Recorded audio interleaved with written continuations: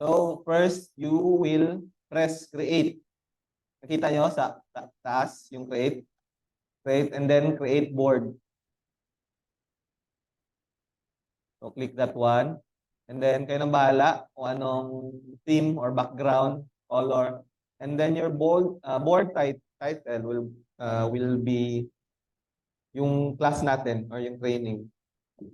So, the ICT Graphics Design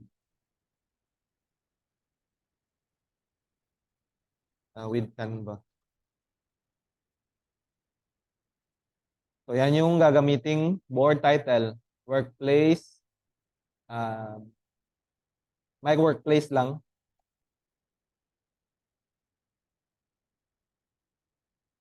Visibility, workplace. And then, create.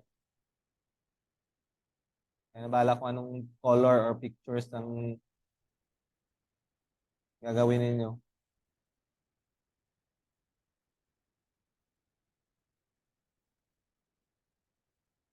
So, in your Trello board, you can see your DICT Graphics Design with Canva na board. So, what we will do is, we will create to do, doing, and done na list. So, para gawin yan, so yung list title is to do.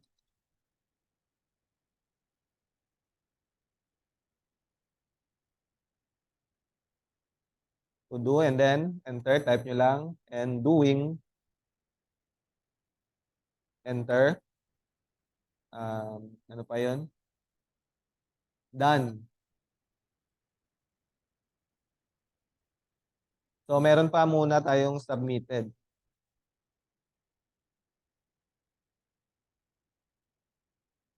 So, bali dapat apat yung makikita natin sa Trello board.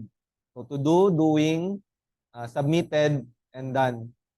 So, pwede nyo yan siyang ilipat kung hindi kayo nakapasunod. So, in our to do, so dyan natin ilalagay yung mga task na gagawin pa lang natin. For example, task 1. Task number 1. So, enter. So, hindi pa natin kasi nagawa yung task 1, for example.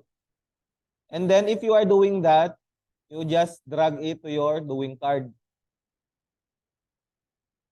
After you are done, kung na-submit na ninyo or na-turn in, so drag this task 1 on the submitted pag hindi pa na-graded. And then after that, kung graded na yung task or done na, drag that task or that card into the done na card. So, yan yung purpose ng Trello, is to organize yung mga task natin. So, yan din yung gagawin ninyo doon sa inyong weekly task report. So, dapat meron tayong Trello board. And then, okay, so first, ito yung makikita ninyo sa dashboard ng Toggle, sa Toggle track. So, pag gagawa kayo ng mga tasks, make sure na lalagyan nyo siya ng label or name dito sa what are you working on. For example, task number 1. So, before kayo mag-start ng time,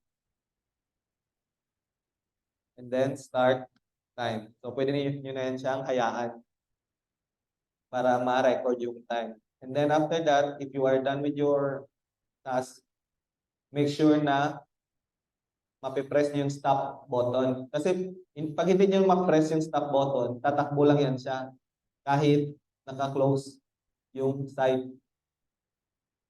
So, kung minsan, kung makalimutan, umabot ng 56 hours, ilang days na hindi na buksan, mabagong na-stop. So, make sure na after you done the task, so tapos na akong task 1, so stop. So, I'm gonna do task 2 na.